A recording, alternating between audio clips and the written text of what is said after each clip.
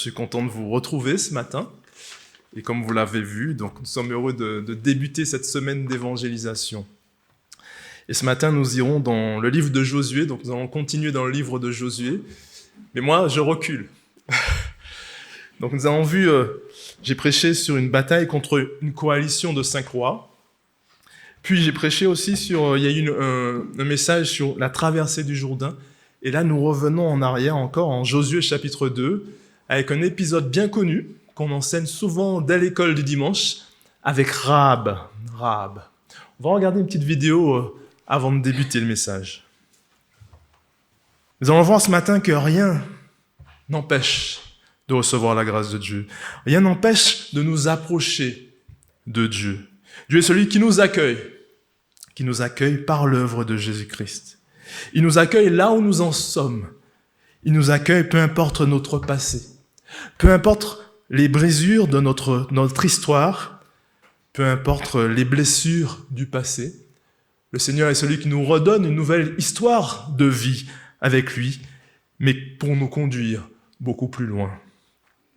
Nous allons donc lire ce matin Josué chapitre 2. Voilà, le texte est assez long, mais nous allons lire une fois et puis je reviendrai à chaque fois sur les différentes parties. Donc nous lisons Josué chapitre 2. De Chittim, Josué fils de Nun envoya secrètement 2 hommes chargés d'une mission de reconnaissance. Il leur donna cette consigne: allez explorer le pays, en particulier la ville de Jéricho.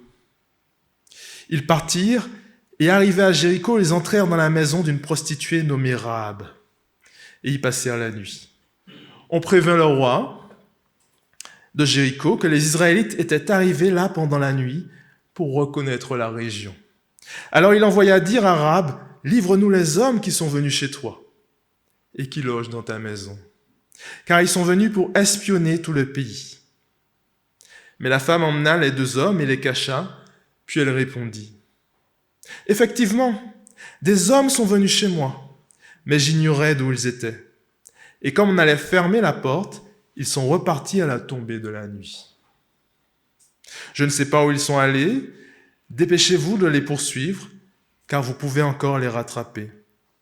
En fait, elle les avait fait monter sur le toit en terrasse de sa maison et les avait cachés sous des tiges de lin qu'elle avait rangées là. Rahab monta sur la terrasse et vint trouver ses hôtes avant qu'ils ne se couchent. Elle leur dit: je sais que l'Éternel vous a donné ce pays.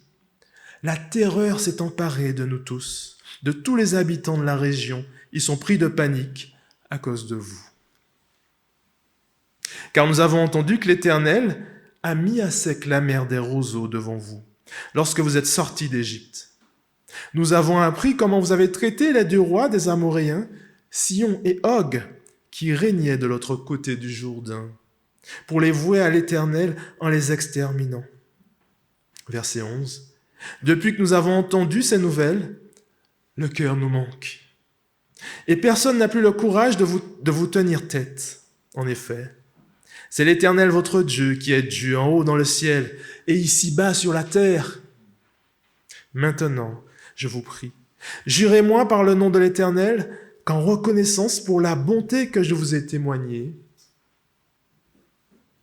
vous aussi vous traiterez ma famille avec la même bonté.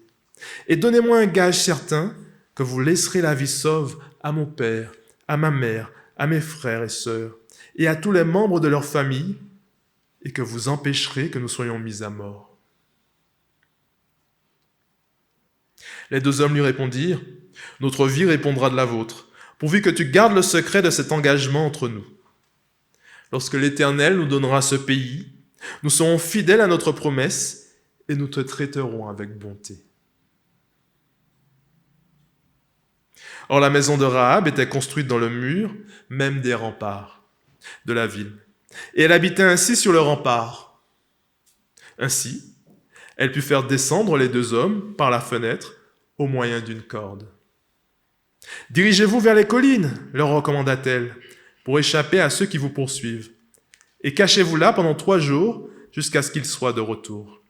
Après cela, vous pourrez reprendre votre route. » Les 2 hommes lui dirent: Voici de quelle manière nous allons nous acquitter du serment que tu nous as fait prêter. Lorsque nous serons entrés dans ton pays, attache ce cordon rouge à la fenêtre par lequel tu nous as fait descendre. Puis réunis dans ta maison ton père, ta mère, tes frères, tes sœurs et toute ta famille. Si l'un de vous franchit la porte de la maison pour aller dehors, il sera seul responsable de sa mort. Nous en serons innocents.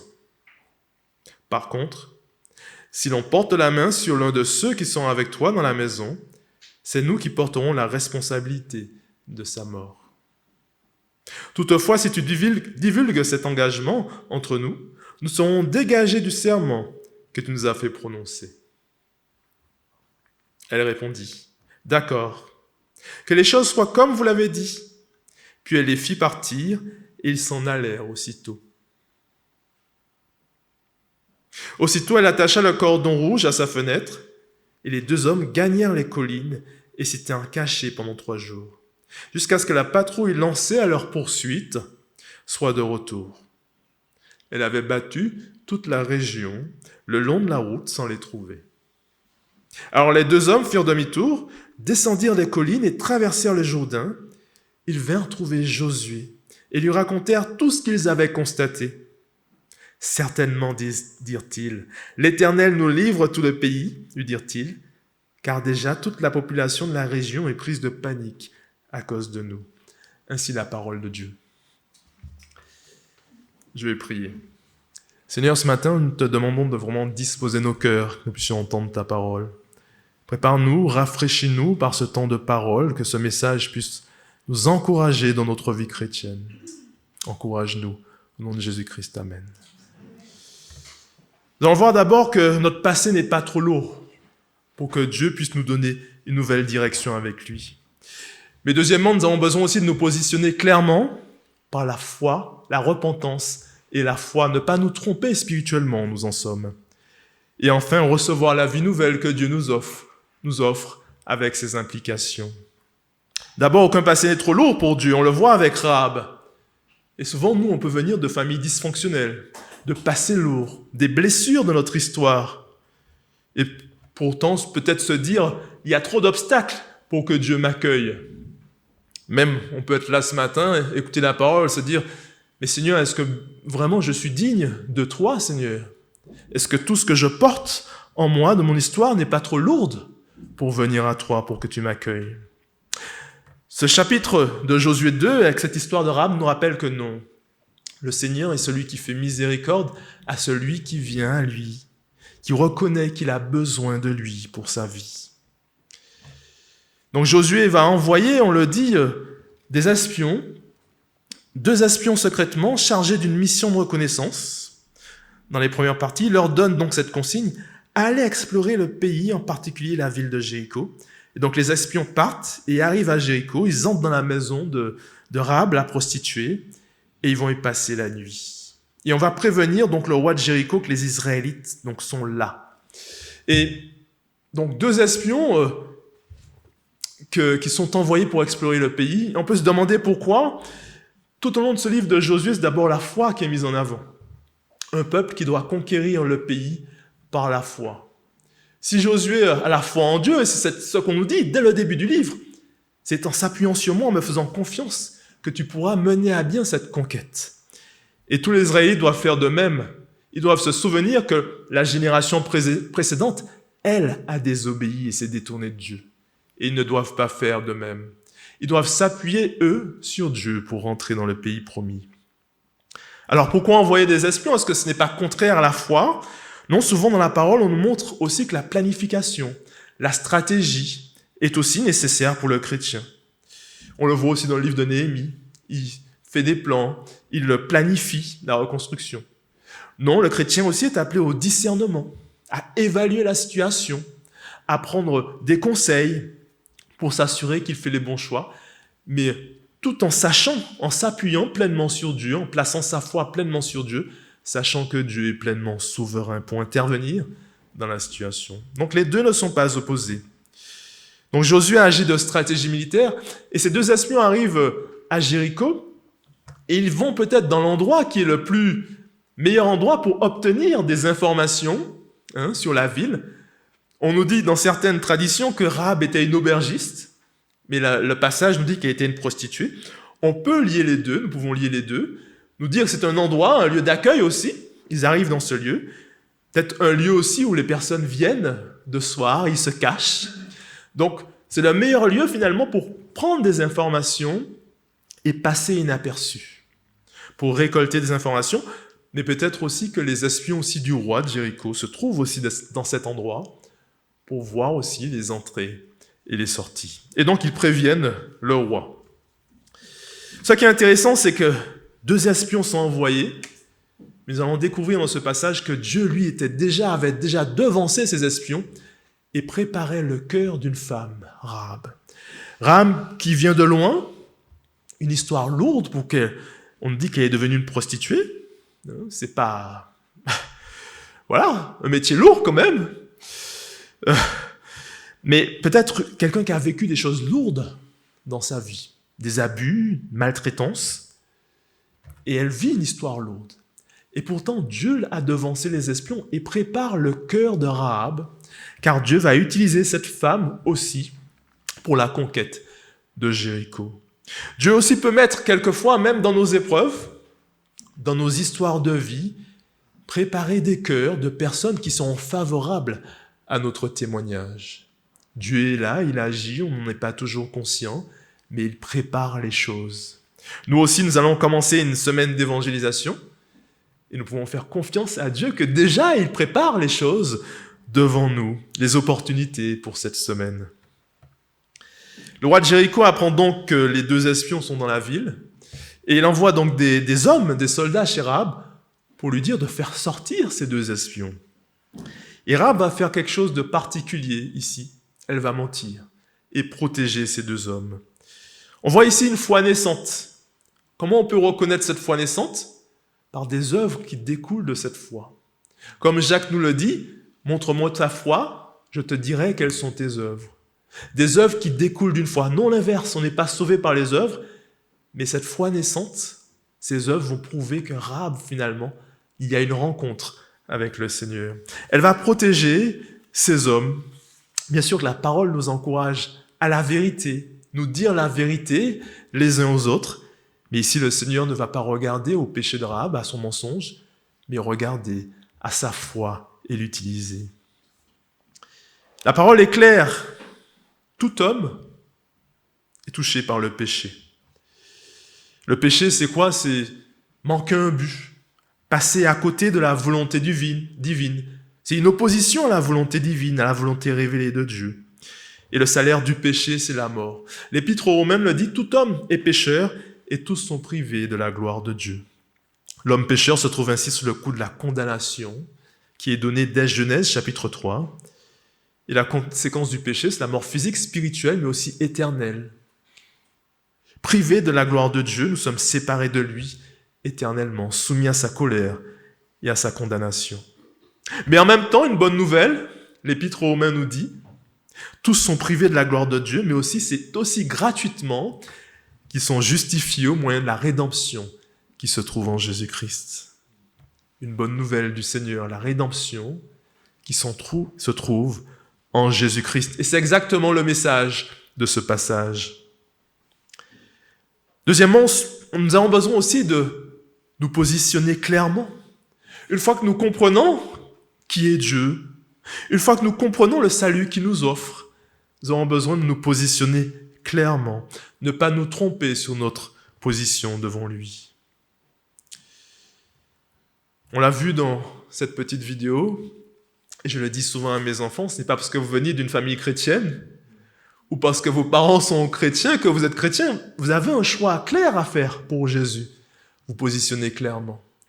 On peut venir tout le temps à l'église, écouter le message, mais à un moment, il faut faire un choix. Il faut se positionner. Et c'est exactement ce que Rahab fait. Elle cache ses hommes sous la terrasse, elle va mentir à ses soldats, mais ensuite elle va leur faire une déclaration de foi à ces hommes, ces 2 espions. Il nous est dit que Rahab monta sur la terrasse, verset 8, et vint trouver ses hôtes avant qu'ils ne se couchent. Et elle leur dit, « Je sais que l'Éternel vous a donné ce pays, La terreur s'est emparée de nous et tous les habitants de la région sont pris de panique à cause de vous. Car nous avons entendu que l'Éternel a mis à sec les eaux de la mer des roseaux devant vous lorsque vous êtes sortis d'Égypte. Nous avons appris comment vous avez traité les deux rois des Amoréens, Sihon et Og, qui régnaient de l'autre côté du Jourdain, pour les vouer à l'Éternel en les exterminant. Et verset 11, « Depuis que nous avons entendu ces nouvelles, le cœur nous manque, et personne n'a plus de courage de vous tenir tête. En effet, c'est l'Éternel votre Dieu, qui est Dieu en haut dans le ciel et ici-bas sur la terre. » Rahab fait une belle déclaration de foi ici. Et cette déclaration de foi est au centre même du passage, en fait. On peut la décomposer ainsi. D'abord, Rahab dit « Je sais que l'Éternel vous a donné ce pays. Nous avons entendu les œuvres de Dieu. Comment Dieu a ouvert la mer des roseaux devant vous. Comment vous avez aussi exterminé les rois de l'autre côté du Jourdain. Sihon et Og, Dieu vous a donné cette victoire. » Ce qu'elle a entendu, en fait, a appelé Rahab à travailler en elle. Et dans l'hébreu, on dit c'est monté jusqu'à son esprit. Elle s'est positionnée. On peut penser qu'il y a eu une réflexion qui s'est produite, de telle sorte que les œuvres qu'elle a entendues de Dieu a fait que Rahab se positionne clairement pour le Seigneur. De telle sorte qu'elle peut dire, et c'est étonnant, pour une femme qui vient de loin avec un passé lourd, qui aurait misé sur elle, votre Dieu, c'est le Dieu seul, unique, qui est Dieu en haut dans les cieux et en bas sur la terre, au plus bas sur la terre. Qui aurait pensé ça de cette femme? Il est aussi nécessaire de recevoir la parole de Dieu. Et l'Épître aux Romains le rappelle aussi, c'est par la proclamation de la parole de Dieu que des personnes peuvent connaître le Seigneur. En Romains chapitre 10, il nous est dit « Comment donc invoqueront-ils celui en qui ils n'ont pas cru? Et comment croiront-ils en celui dont ils n'ont pas entendu parler? Et comment en entendront-ils parler s'il n'y a personne qui prêche, s'il n'y a personne qui annonce la bonne nouvelle ?» En Romains chapitre 10 encore, l'apôtre Paul le déclare « La foi vient de ce que l'on entend. » La foi vient de ce que l'on entend. Et c'est exactement cela pour Rahab. Pour nous aussi, nous pouvons voir des étapes dans l'évangélisation. Cette annonce de la bonne nouvelle, d'abord. Dieu aussi qui travaille déjà dans les cœurs qui nous précèdent et on peut lui faire confiance. On ne sait pas qui Dieu met sur notre chemin, mais il nous précède. Mais cette proclamation doit être présente, cette annonce de la bonne nouvelle. Et puis ensuite, la parole qui est là, qui germe dans le cœur sans qu'on sache, sans qu'on voit les choses. Les œuvres de Dieu aussi, peut-être la personne réfléchit par rapport à sa vie, évalue. Et puis un positionnement ensuite qui doit prendre place. Un positionnement qui doit prendre place.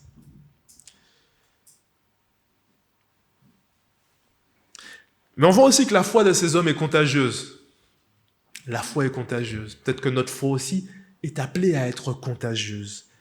Un peuple israélite qui se met en mouvement pour conquérir un pays, mais c'est par la foi qu'ils le font, pas par leur force. Josué a la foi en Dieu, le peuple doit avoir la foi en Dieu, suivre Josué. Ces deux espions ont la foi en Dieu.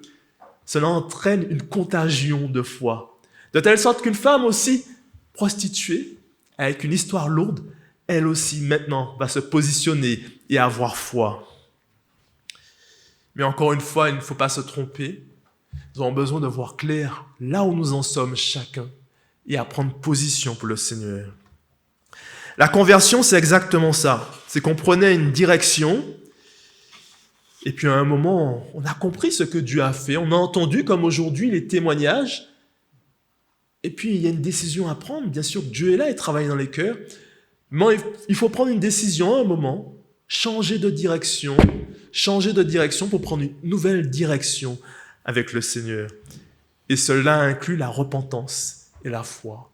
La repentance, c'est renoncer finalement à ses actes, conclure, réfléchir et se dire, bon, j'ai vécu ma vie sans Dieu, comme on a entendu pour Shiloh, comme nous avons entendu aussi pour Johan, et puis à un moment, un positionnement doit prendre place. Une foi naissante, une foi doit prendre place pour se positionner pour le salut de Dieu, se positionner pour Jésus-Christ. Non une foi qui ça puisse des croyances abstraites, mais une foi vraiment qui est la foi qui sauve, la foi qui sauve. Le troisième point, c'est ensuite recevoir la vie nouvelle que Dieu nous offre en Christ avec ses implications. Rahab va faire serment avec les deux espions. Elle va leur demander vraiment qu'ils sauvent aussi sa famille, ses frères, sa mère, son père, sa mère, ses sœurs, toute sa famille. Les espions vont accepter et lui dire « Notre vie, verset 14, répondra de la vôtre, pourvu que tu gardes le secret de cet engagement entre nous. Lorsque l'Éternel nous donnera ce pays, nous serons fidèles à notre promesse et nous te traiterons avec bonté. » On l'a vu, la foi est contagieuse et je prie que notre foi aussi dans cette église devienne contagieuse pour la ville. Mais la foi de Rahab aussi n'est pas que pour elle. Rahab demande aussi que sa famille entière soit sauvée. Dieu aussi nous fait naître cette foi en nous, peut-être qui n'est pas que pour nous, mais qu'il faut aussi pour nos enfants, notre famille, nos conjoints, ceux qui ne connaissent pas le Seigneur parmi nous, dans notre entourage, que notre foi vraiment soit contagieuse, que notre foi soit aussi pas simplement pour nous, mais une bénédiction aussi pour ceux dans notre entourage qui ne connaissent pas le Seigneur. Nous pouvons prier vraiment que Dieu nous utilise comme Rahab, là, pour être un mouvement, un effet de salut finalement, comme il l'a utilisé pour toute sa famille, que Dieu nous utilise comme un instrument de salut pour tous ceux qui nous entourent dans nos familles, qui ne connaissent pas le Seigneur, un instrument de bénédiction pour chacun.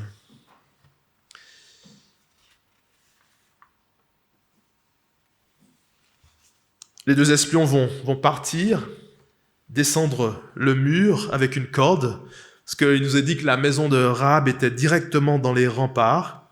Elle leur dit, verset 16, « Dirigez-vous vers les collines. » Elle leur recommande pour échapper à ceux qui les poursuivent, les deux espions, de se cacher là pendant 3 jours, et puis après, de continuer leur chemin, de reprendre leur route. Les deux hommes lui dirent aussi, « Voici de quelle manière nous allons nous acquitter du serment que tu nous as fait prêter. Lorsque nous serons entrés dans ton pays, attache ce cordon rouge à la fenêtre par laquelle tu nous as fait descendre. Puis réunis dans ta maison ton père, ta mère, tes frères et toute ta famille. Si l'un de vous franchit la porte de la maison, vous allez dehors, il sera seul responsable de sa mort. Nous en serons innocents. Par contre, si l'on porte la main sur l'un de ceux qui sont avec toi dans ta maison, c'est nous qui porterons la responsabilité de sa mort.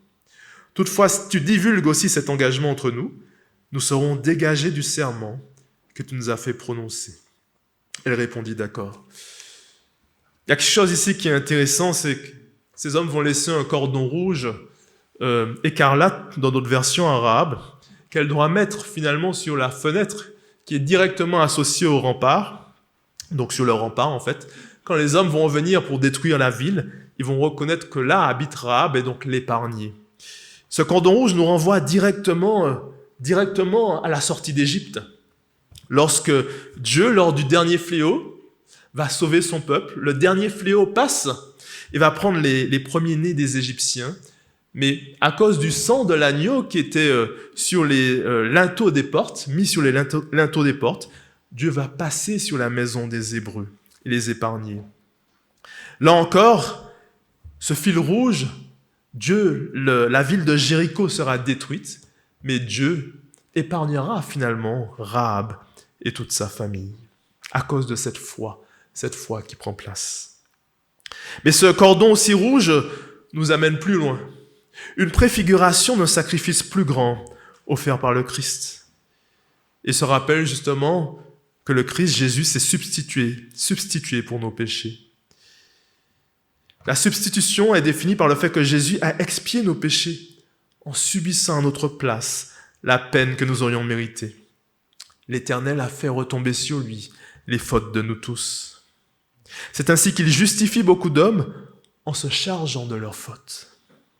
L'apôtre Paul rappelle aussi que notre Sauveur a été fait pécher au sacrifice pour le péché, pour nous, afin que nous devenions en lui justice de Dieu. 2 Corinthiens 5. Ailleurs, il est écrit que le Christ nous a rachetés de la malédiction de la loi en devenant malédiction pour nous. Le Fils de l'homme est venu racheter ce qui était perdu. Il s'est donné en rançon pour beaucoup.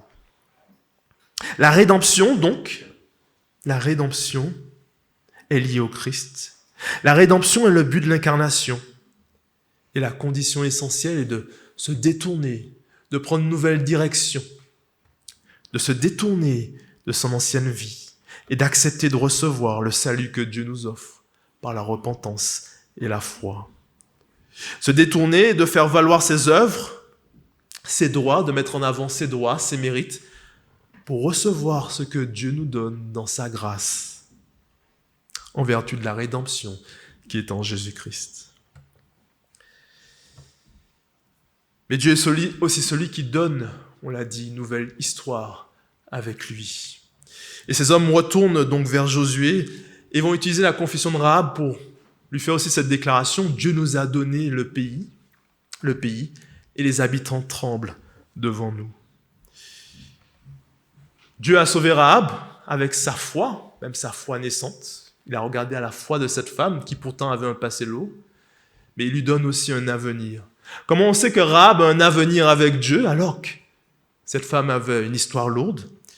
Dans le Nouveau Testament, Rahab apparaît parmi les héros de la foi, en Hébreux chapitre 10. Oui, Rahab apparaît parmi les héros de la foi. Il nous est dit en Hébreux chapitre 11, c'est par la foi que Rahab la prostituée ne périt pas avec les rebelles, parce qu'elle avait reçu les espions avec bienveillance. Et elle apparaît parmi les héros de la foi, au même titre qu'Abraham, Gédéon ou bien Samson. Voilà une femme dont le Nouveau Testament reprend aussi Rahab la prostituée. Rahab aussi apparaît dans la généalogie de Jésus. Rahab va épouser par la suite Salmon, nous est-il dit en Matthieu chapitre 1, et de leur union viendra Bouz qui épousera Ruth, qui ensuite ils auront un enfant, Obed, et d'Obed viendra Jessé, qui sera le père du roi David. Et de cette lignée viendra Jésus-Christ. Dieu est celui qui nous rachète, mais qui nous donne aussi un avenir avec lui. On le voit, de la lignée de Jésus vient des vies brisées, des vies meurtries. Il est le Seigneur qui accueille ceux qui sont brisés. Le Seigneur qui accueille les histoires qui paraissent trop lourdes pour nous.